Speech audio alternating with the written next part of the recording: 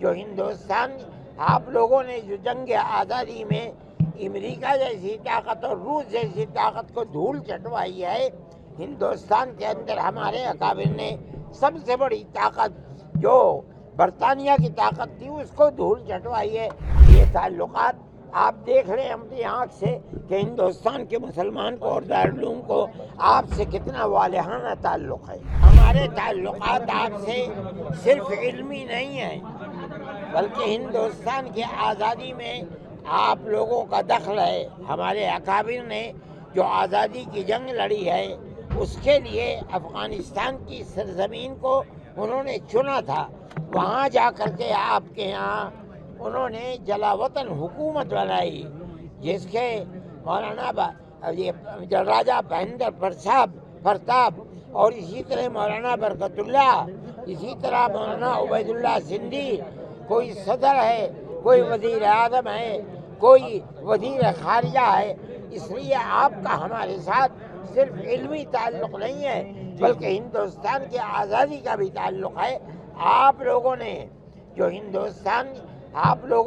جنگ آزادی میں امریکہ جیسی طاقت اور روس جیسی طاقت کو دھول چٹوائی ہے، ہندوستان کے اندر ہمارے اکابر نے سب سے بڑی طاقت جو برطانیہ کی طاقت تھی اس کو دھول چٹوائی ہے۔ آپ نے یہ سبق ہم سے، ہمارے بزرگوں سے سیکھا اور آپ اس میں کامیاب ہوئے۔ آپ سے پہلے ہم کامیاب ہوئے تھے۔ ہماری دعا ہے کہ آپ کی حکومت قائم رہے اور آپ اسی طرح کام کرتے رہے۔ آپ کو لگتا ہے کہ اس ملاقات سے دونوں ملکوں کے رشتے جو ہیں وہ اور بہتر ہوں گے؟ اس کی دلیل ہے کہ ہندوستان کے وزیر خارجہ نے اپنا سفارت خانہ کھولنے کا اعلان کر دیا آج اخبارات میں۔ مولانا امیر خان متقی صاحب جو آپ دارالعلوم دیوبند میں تشریف لائے ہیں، آخرکار ان سے کیا وارتا ہوئی آپ کی؟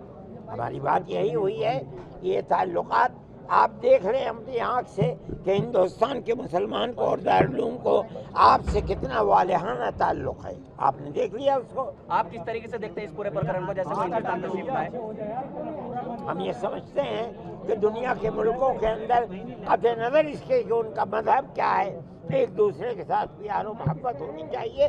یہ پیار محبت پریزنٹ ٹائم میں جو مسلمانوں کی حالت ہے، چاہے وہ بھارت کی بات کر لیں یا افغانستان میں، کیا ان دو ملکوں میں مسلمانوں کی حالت کو دیکھتے ہوئے کیا کچھ بات چیت ہوئی آپ لوگوں کے بیچ؟ نہیں، ہماری یہ سیاسی بات چیت نہیں ہوئی ہے، ہماری کوئی سیاسی بات چیت نہیں ہوئی ہے۔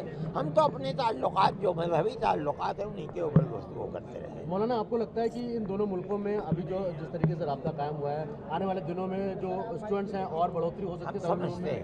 ہم سمجھتے ہیں کہ یہ تعلقات مضبوط ہوں گے اور بڑھیں گے۔ یہ پہلے شکوہ ہندوستان کو رہا ہے کہ ہندوستان کی سرزمین میں دہشت گرد افغانستان سے آتے تھے۔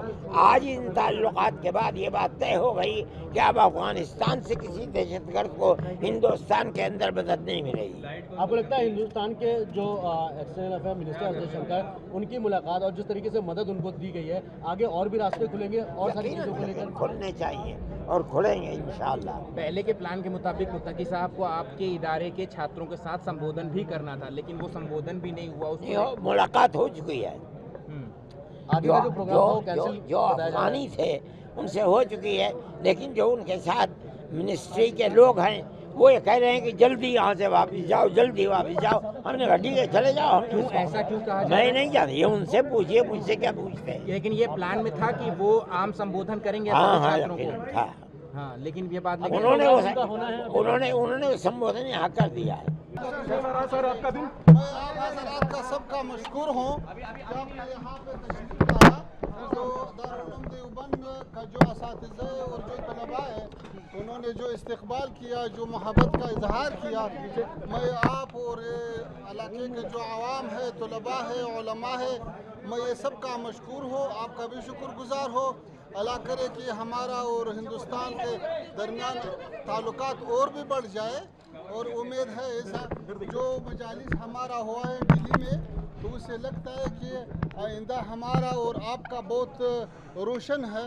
امید ہے کہ آنا جانا زیادہ ہو جائے اور کابل میں بھی آپ کا سفارت بڑھتا ہے اور کام زیادہ کرتا ہے، اور دلی میں بھی ہمارا سفارت انشاءاللہ कामों में और भी अच्छा होता है। हम यहाँ पे नया डिप्लोमेट भेज रहा हूँ, तो अल्हम्दुलिल्लाह ताल्लुकात बहुत अच्छा है। तो उम्मीद है कि आइंदा आना जाना इससे भी ज़्यादा हो जाए।